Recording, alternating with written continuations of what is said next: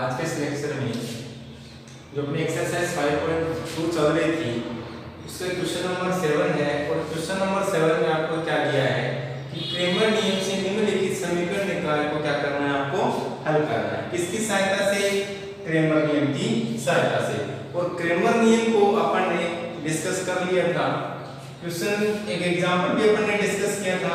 आज यहाँ पे जो एक्सरसाइज 5.2 है उसके क्वेश्चन को अपन सोल्व करेंगे और किससे करेंगे? क्रेमर नियम से सोल्व करेंगे। तो यहाँ से देखो उसका जो फर्स्ट का सॉल्यूशन है, अपने को इक्वेशन दी है 2x + 3y = 9 और दूसरी है 3x - 2y = 7। ये आपको समीकरण निकाय आपको दिया है। तो यहाँ पे देखो ये दो चरों की रैखिक समीकरण निकाय का हल करना है और किससे करना है? क्रेमर नियम से करना है। तो फिर अपने को क्या क्या चाहिए? तो del g, del 1 चाहिए और क्या चाहिए? del 2 चाहिए। तो यहाँ देखो del क्या होगा आपके पास में? del होगा x और y के जो गुणांक हैं उनका सारणी। तो x और y के गुणांक हैं यहाँ पे 2 और यहाँ पे है 3, यहाँ पे 3 और यहाँ पे माइनस का 2। और इसका जो सॉल्यूशन होगा इसको सोल्व करोगे तो आएगा -4 माइनस और 3 × 3 हो गया 9। तो क्या देगा आपको? -30। del 1 और del 1 में देखो क्या होता है, del 1 में क्या होगा कि del की वैल्यू है उसमें जो x के गुणांक हैं वो हट जाएंगे और उसकी जगह आएगी आपके पास में 9 7 और ये एज इट इज रहेगा -3 और -2। यहाँ से इसको सोल्व करोगे तो आएगा -18 माइनस और साथ ये 21। सोल्व करोगे आप इसको तो क्या आएगा आपके पास में? 39 -39। यहाँ से देखो del 2 और del 2 की वैल्यू निकाल रहे हो आप, तो del में से जो y के गुणांक हैं उनको हटा दो और उनकी जगह क्या करोगे आप? 9 और 7 करोगे। x के जो गुणांक है वो सेम रहेंगे तो आएगा 2 3। y के गुणांक क्या है? 3 और -2, इनकी जगह क्या आएगा? 9 और 7 आएगा। इनको सोल्व करोगे आप, ये सोल्व करोगे आप तो ये आएगा आपके पास में 7 × 14 माइनस 9 × 27। यहां से इसको सोल्व करोगे तो -27 में से आपको 14 घटाओगे तो कितना बचेगा? 3 और 1। किसका आएगा? माइनस का, तो माइनस का 30। अब यहाँ पे देखो इन समीकरण निकाय का हल आपको ज्ञात करना है। तो x क्या होता है आपके पास में? del 1/del होता है। तो del 1 क्या आपके पास में? del 1 है आपके पास में -39, तो -39 बट्टे में del क्या आपके पास में?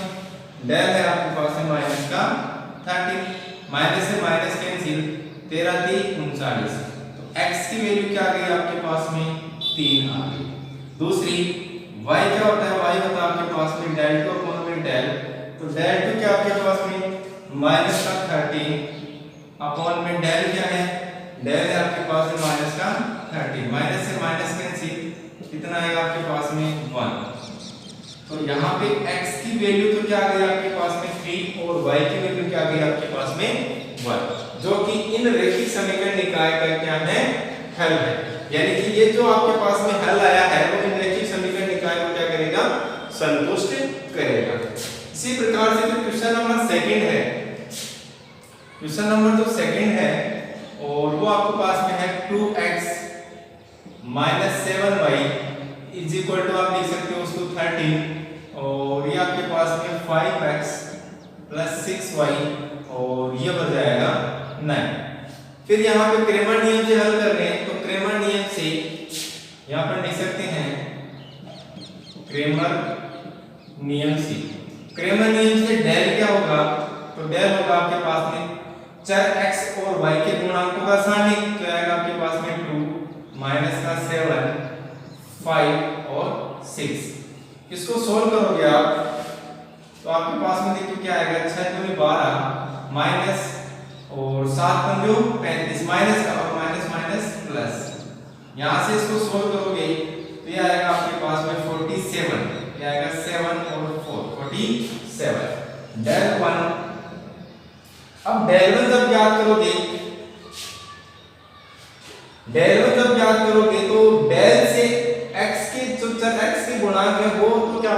बट्टे में उनकी जगह क्या आएगा आपके पास में 13 और 9, तो ये आ गया आपके पास में 13 और 9, और जो y के गुणांक है वो रहेंगे एज इट इज।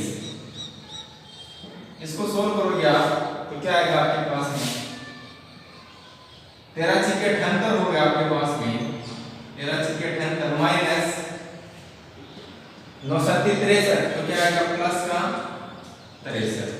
इसको सोल्व करोगे तो 8 और 3 11 और ये हो गया 12 में 13 13 और 1 14 141।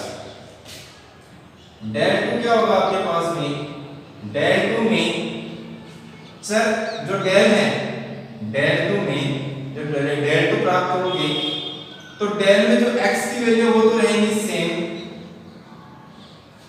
और जो y चर y के गुणांक है उनकी जगह क्या आएगा आपके पास में 13 और 9 आएगा, क्या आएगा 13 और 9। इसको सोल्व करोगे तो आएगा 9 में 18 माइनस 13 में 65, तो आएगा आपके पास में 65। इसको सोल्व करोगे आप तो 65 में से 18 लेस होगा तो क्या बचेगा आपके पास में 7 और 4, किसका माइनस का, तो आएगा माइनस का 47। अब इनका जो हल है, हल क्या होगा आपके पास में, हल होगा x क्या होता है डेल 1 अपॉन में डेल, तो डेल 1 क्या आपके पास में 141 बटे में डेल क्या है 47, तो आ गया 47। इसको देखो 3 से मल्टीप्लाई करोगे आप, 47 को 3 से मल्टीप्लाई करोगे तो 7 के 21 2 12 और 2 14, यानी कि ये 3 से कैंसिल होगा तो क्या आ गया आपके पास में 3 आ गया, यानी कि x की वैल्यू क्या आ गई आपके पास में 3 आ गई। y की वैल्यू ज्ञात करोगे आप तो y आएगा डेल टू अपॉन में डेल, तो डेल टू क्या आपके पास में माइनस का 47 बटे डेल क्या आपके पास में 47, तो यहां से कैंसिल करोगे तो क्या आएगा माइनस का 1, तो y की वैल्यू क्या आ गई आपके पास में माइनस का 1 आ गई। तो ये था हमारे पास में दो चरों के रैखिक समीकरण निकाय का हल, और वो किसकी सहायता से, क्रेमर नियम की सहायता से। इसी प्रकार से आपको सोल्व करना है, तो यहाँ से आप इसका स्क्रीनशॉट ले सकते हो, उसके बाद में डिस्कस करते हैं। नेक्स्ट क्वेश्चन अपना क्वेश्चन नंबर 8, और उसमें दिया है कि सिद्ध कीजिए कि निम्नलिखित समीकरण निकाय असंगत है, और असंगत जो समीकरण निकाय है उनके लिए क्या कंडीशन होती है अपन ने डिस्कस भी कर लिया था। यहाँ पे ये 3 चरों की रैखिक समीकरण निकाय है, अगर ये निकाय असंगत है इसका मतलब ये होगा कि अगर डेल इज इक्वल टू 0 परंतु डेल 1 डेल 2 तथा डेल 3 में कोई एक अशून्य हो, कोई एक अशून्य हो, तो जो निकाय होगा, समीकरण निकाय होगा वो क्या होगा असंगत होता है।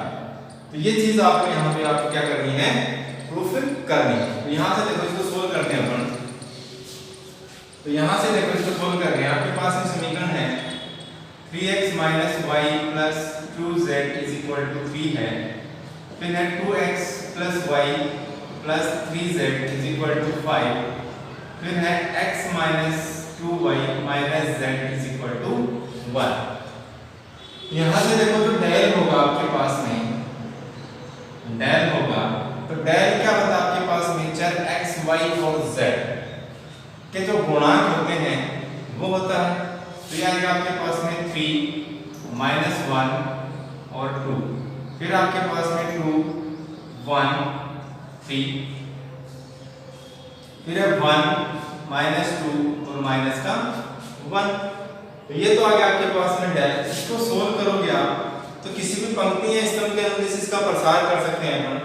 तो यहाँ पे अगर मैं प्रथम पंक्ति के अनुदेश इसका प्रसार करूंगा तो क्या आएगा 3, और 3 के संगत पंक्ति और स्तंभ के को हटाओगे तो माइनस का 1 माइनस का 6, तो क्या होगा प्लस का 6, फिर माइनस, और माइनस पहले से ये तो आएगा प्लस का 1, और इसके संगत पंक्ति और स्तंभ के को हटाओगे तो माइनस का 2, ये आ गया माइनस का 2, माइनस 3 × 1, ये आ गया आपके पास में 3, फिर प्लस 2, तो ये आ गया आपके पास में 2, 2 के संगत पंक्ति स्तंभ के ऊपर हटाओगे तो माइनस का 4, यह आ गया माइनस का 4 माइनस 1 इंटू में 1,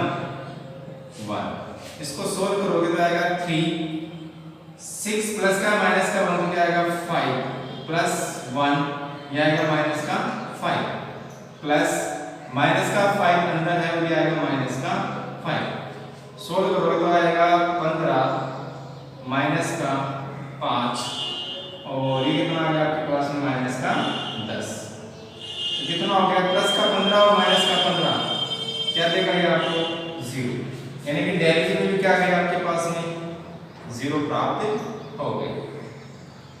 फिर आप याद करोगे डेल 1, तो यहां देखो डेल 1 क्या होगा, तो डेल 1 देखो क्या होगा, यहाँ पे ध्यान से समझ लेना डेल 1 क्या बोल रहा हूं मैं, क्योंकि जब अपन इसका सॉल्यूशन याद करते हैं तो मैंने बताया असमानता से बात की थी, x अपने पास में होता है डेल 1 अपॉन में डेल, इसको सोल्व करोगे तो आएगा आपके पास में 1 अपॉन में del is equal to x upon में डेल 1, यानी कि x के नीचे क्या आपके पास में डेल 1 है, तो डेल 1 से इस डेल 1 से जो सर x के गुणांक हैं उनको तो हटाना है और उनकी जगह जो d1 d2 d3 है उनके मान अपने को पुट करने हैं, तो ये आएगा 3 5 1 और डेल में जो y और z के जो गुणांक है वो सेम रहेंगे, तो आएगा माइनस का 1 1 माइनस का 2, फिर आपके पास में 2 3 और माइनस का 1, इसको सोल्व करोगे आप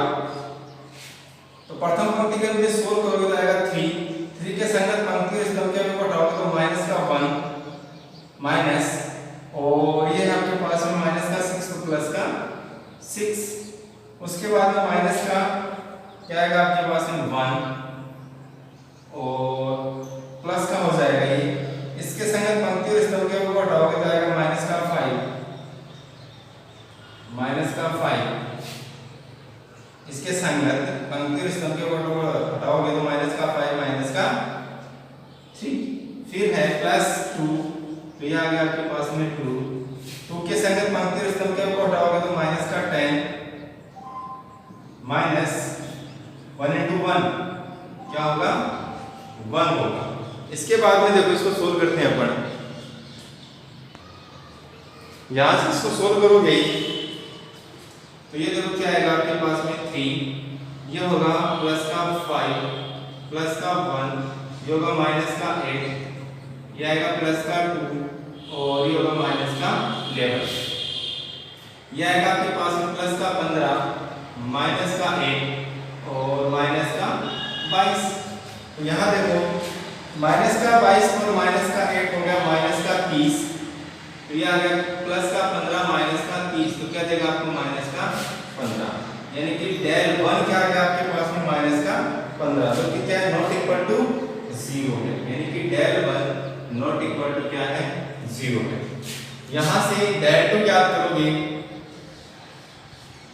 तो डेल 2 याद करोगे तो अपन समझता से जानते हैं कि जो डेल 1 है उस डेल 1 में जो y के गुणांक हैं, डेल 1 जो डेल है उस डेल में y के जो गुणांक है वो हटेंगे और उनकी जगह क्या आएगा आपके पास में d1 d2 और d3 के जो अवयव है वो आएंगे और बाकी x और z के जो कोफिशिएंट है वो सेम रहेंगे।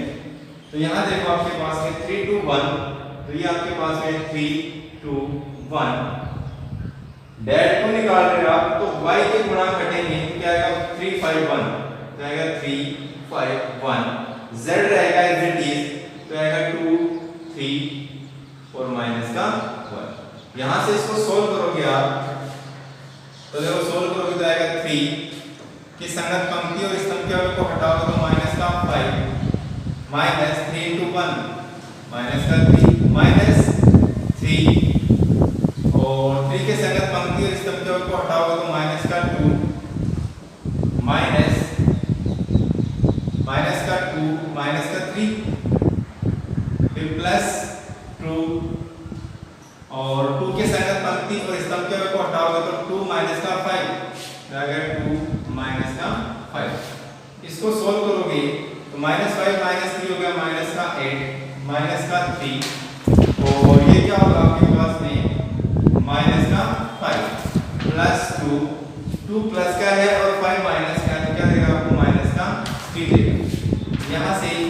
माइनस का 24, माइनस माइनस हो जाएगा प्लस का 15 और यहाँ होगा माइनस का 6। ठीक है, यहाँ से तो यहाँ से देखो आपके पास में जो डेल 2 है ये आएगा माइनस का 24 और माइनस का 6 हो गया माइनस का 30 प्लस का 15, क्या देगा माइनस का 15, यानी कि डेल 2 क्या आ गया आपके पास में माइनस का 15। फिर है लास्ट डेल 3, डेल 3 याद करोगे तो डेल 3 में देखो क्या होगा, डेल 3 में ये z के नीचे आता है, समीकता से z के नीचे आता है, तो फिर डेल से जो z के गुणांक है वो हटेंगे, x y z के गुणांक सेम रहेंगे और z के गुणांक हटेंगे तो इनकी जगह क्या आएगा d1 d2 और d3 हम लोग के गुणांक आएंगे यहाँ पे। ये देखो 3 to 1 तो आएगा 3 to 1, माइनस 1 1 और माइनस का 2, माइनस 1 1 और माइनस का 2 और z के गुणांक हटेंगे तो आएगा 3 5 1, क्या आएगा आपके पास में 3 5 और 1।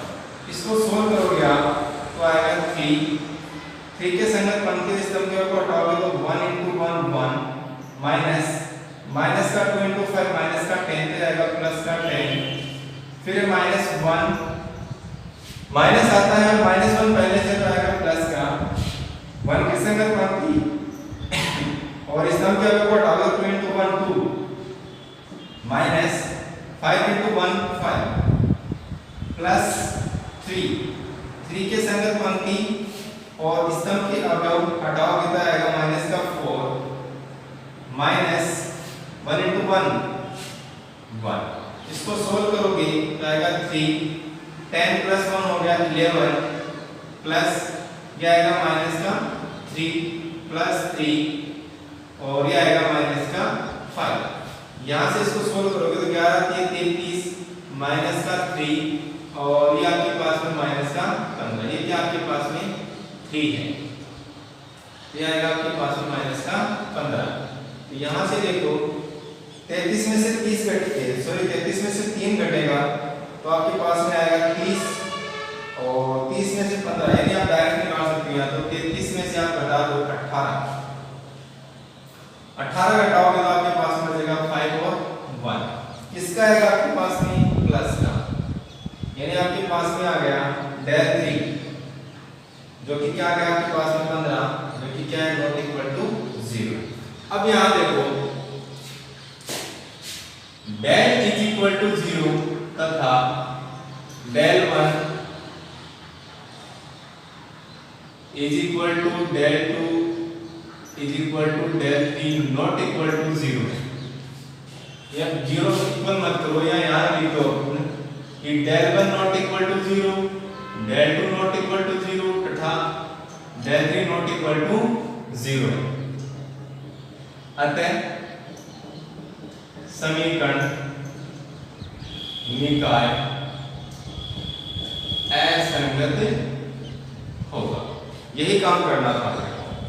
डेल 3 में दोबारा देखो अपनी वैल्यू सही रखिए क्या, 3 2 1 3 2 1 माइनस 1 1 और माइनस का 2 3 5 और 1, तो 3 के संगत इसको सोल्व करोगे तो आएगा 1 into में माइनस का प्लस का 10 प्लस 1 के संगत पंक्ति तो ये आएगा 2 माइनस का 5 2 माइनस का 5 प्लस 3 ये संगत आएगा माइनस का 4 माइनस का 1 ये आएगा 11 माइनस का 3 माइनस का 5 हो गया 33 माइनस का 3 और 5 से 15 माइनस का 15 ये हो गया माइनस का 18। ठीक है, तो ये था अपना क्वेश्चन नंबर 8 का फर्स्ट। अब देखो यहाँ पे जो क्वेश्चन नंबर सेकंड है ये आप खुद सोल्व करोगे। ठीक है, अब इसमें करना क्या है आपको उसको अपन डिस्कस करते हैं। इतने में आप इसका कर लो, स्क्रीनशॉट लो, फिर आगे अपन डिस्कस करने वाले हैं। स्क्रीनशॉट आपने ले लिया, यहाँ से देखो इसको हटाते हैं और इसमें देखो मैं आपको हिंट दे रहा हूँ कि करना आपको ये है। ठीक है, थोड़ा सा हिंट दे देता हूँ आपको। यहाँ देखो इसमें सबसे पहले तो जो इक्वेशन आपके पास में उसको हमें लेके आएंगे अपन ax plus b y plus c z is equal to d के फॉर्म में लेके आओगे। अगर ये 1 1 1 और 1 है तो इसी फॉर्म में आप इसको क्या करोगे, लेके आओगे। अब यहाँ पे देखो, यहाँ पे आपके पास में है x प्लस 6y प्लस 11, तो यहाँ पे फिर क्या है 0z is equal to minus का 11। फिर आपके पास में 3x प्लस 20y, फिर है माइनस का 6z is equal to minus का 3। और यहाँ पे x का जो चर x है वो नहीं है, तो इसका मतलब क्या आपके पास में 0x प्लस 6y माइनस का 18z is equal to minus का 1। और यहाँ से फिर आप इसकी सारणी बना सकते हो, यानी डेल आप लिख सकते हो, हो जाएगा 1 6 0 और ये होगा 3 20 माइनस का 6 0 6 माइनस का 18। ये आपके पास में क्या हो जाएगा, डेल आ जाएगा। मैंने ये चीज आपको समझानी थी, वो मैंने आपको यहाँ पे समझा दी कि इसको क्या लेंगे अपन, क्योंकि यहाँ पे z का पद ही नहीं है तो फिर उसको क्या लेंगे अपन, 0 लेके चलेंगे। यहाँ पे x जो चर x है उसका कोई पद नहीं है, तो फिर उसको भी क्या लेके चलेंगे अपन, 0 लेके चलेंगे। ऐसे ही फिर आपको क्या निकालना है, डेल 1 निकालना है। मैं दोबारा आपको समझा रहा हूँ एक बार के लिए, डेल 1 निकालोगे आप तो डेल 1 में समीकता से ऐसे ही देखो, यहाँ पे मैं समझा रहा हूँ कि जो x होता है वो क्या होता है, डेल 1 अपॉन डेल होता है, y होता है आपके पास में डेल 2 अपॉन में डेल, और z होता है आपके पास में डेल 3 अपॉन में डेल। इसको आप सोल्व करोगे तो इसको अपन लिख सकते हैं x अपॉन में del 1 is equal to 1 upon del. इसको आप लिख सकते हो y अपॉन में del 2 is equal to 1 upon में डेल, और इसको आप लिख सकते हो z अपॉन में del 3 is equal to 1 upon del. अब ये देखो, ये तीनों जो वैल्यू हैं किसके इक्वल है, 1 अपॉन डेल के इक्वल हैं। इसका मतलब ये हो गया कि x upon del 1 is equal to y upon del 2 is equal to z upon में del 3 is equal to 1 upon del, यानी ये क्या है, इसका सममित रूप कहलाता है। अब यहां से देखो, जब डेल 1 निकालना है तो डेल 1 किसके नीचे है, x के नीचे है, तो यहां पे जो वैल्यू आएंगी डेल में वो किसकी आएंगी, d1 d2 और d3 की वैल्यू आएंगी डेल। दोबारा देखो यहाँ पे जो डेल 1 किसके नीचे है, x के नीचे है, तो डेल 1 में से x जो सर x के गुणांक है वो हटा दो आप, उनकी जगह क्या पुट करना है आपको, d1 d2 और d3 पुट करना है। ऐसे ही डेल 2 किसके नीचे है, y के नीचे है, तो जब डेल 2 ज्ञात करोगे आप, डेल 2 ज्ञात करोगे तो डेल 2 किसके नीचे है, y के नीचे है, तो फिर जो y के गुणांक है उनको आप हटा दो और उनकी जगह क्या आएगा आपके पास में, d1 d2 और d3 की वैल्यू आएगी। बाकी यहाँ पे x और z की जो वैल्यू है वो सेम रहेंगी।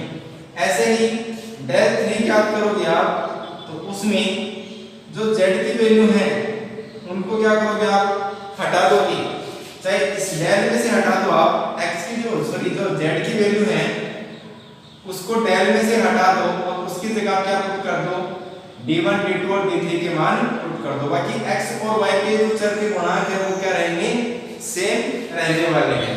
इस क्वेश्चन को आप सोल्व करोगे, लास्ट में आपको वही चेक करना है कि डेल इज इक्वल टू 0, परंतु कि डेल 1 डेल 2 और डेल 3 में से कोई एक क्या होना चाहिए, अशून्य होना चाहिए।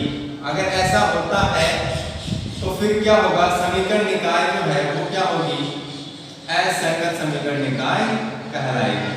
अगर यहाँ पे डेल ही ज्ञात करोगे वो नॉट इक्वल टू 0 होगा, इसका मतलब जो समीकरण निकाय का जो हल होगा वो अद्वितीय हल होगा। आज के इस लेक्चर में इन क्वेश्चनों को आप सोल्व करोगे, वीडियो को देखोगे अच्छे से और जो इनसे रिलेटेड जो क्वेश्चन है उनको आप क्या करोगे, सोल्व करोगे। तब तक के लिए वीडियो को देखते रहिए, हंसते रहिए, मुस्कुराते रहिए। Thank you, have a nice day.